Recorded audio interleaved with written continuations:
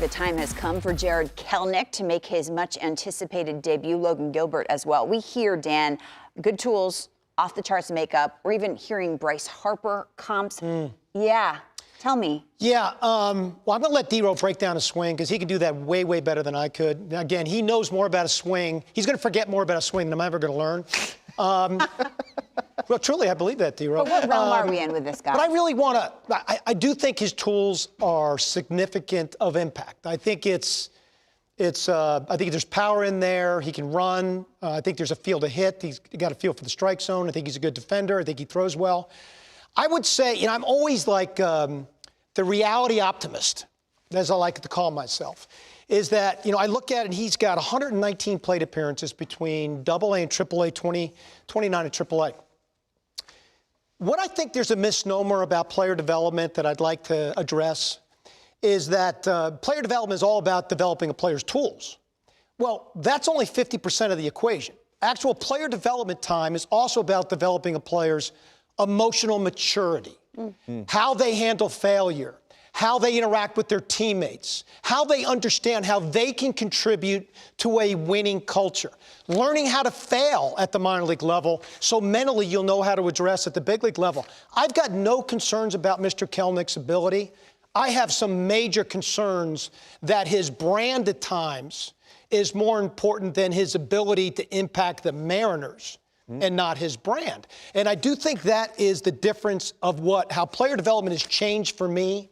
And maybe I'm old-fashioned that way, but I want my kids to get to the big league level, and certainly I want them to succeed on the field, but I want them to understand that they are now part of an organization and represent a tiny part of how they make that organization great. Because if not, D-Ro knows.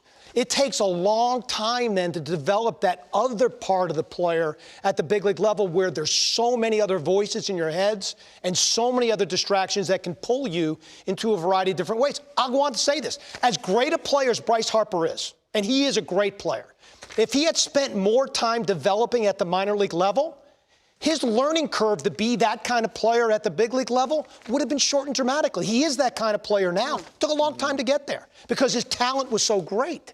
And so D-Ro can break his swing down.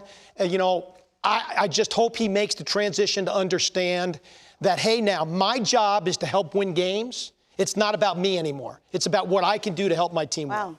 And that other 50% you're talking about, that has to develop. How long does that take? It's different for every individual. Right? You know what, Lauren? It's funny you say that. I signed so long ago, 1996, but I remember going to Eugene, Oregon, short season A-ball.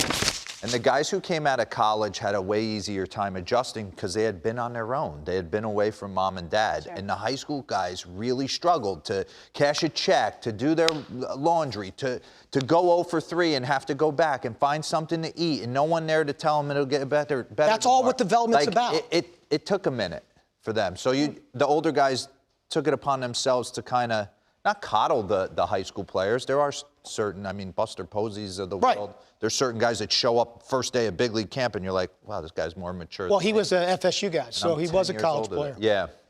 But I don't know, it's just so interesting. Like, as human beings, when we talk about someone in such high regard for so long, how are they not supposed to think a certain way? Right? Now, he's a confident young kid. Oh, and his competitiveness is off the chart. Okay. So you want guys that are confident. His competitiveness, he might be the most competitive minor league player there is. Legitimately, he believes in himself. That's all wonderful.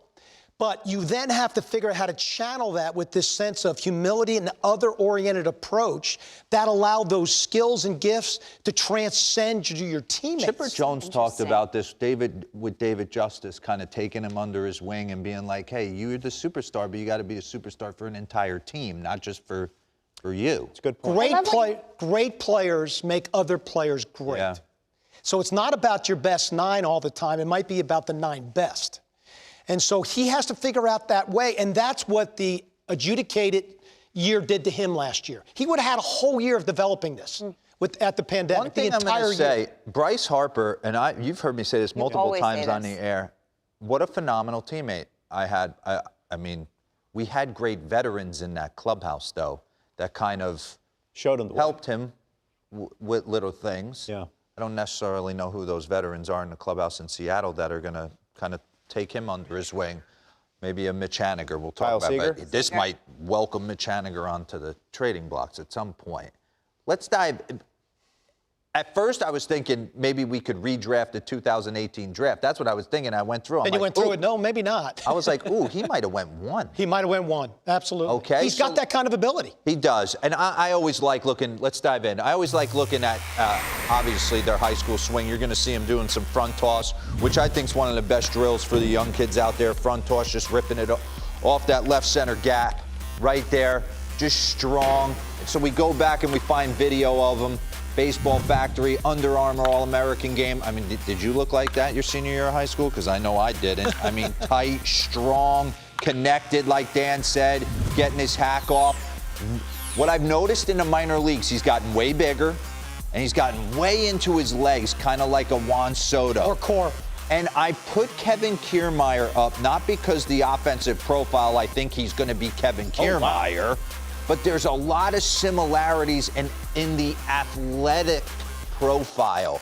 Kevin's one of the most athletic guys playing the game. Yeah. Offensively, he's not on par with what Kelenic's expectations are supposed to be, but there's a lot of similarities in the athleticism. I see a little Rick Ankiel when I watch him play. So that's good. I'm excited for the so am I. opportunity to watch this kid do his thing. He's been waiting not a long time, but in his mind, he's waited long enough. So it ain't easy to hit in the big league, especially with the exploding stuff. Seattle's been waiting. They got Kyle Lewis last year, Rookie of the Year. They've got a nice young core.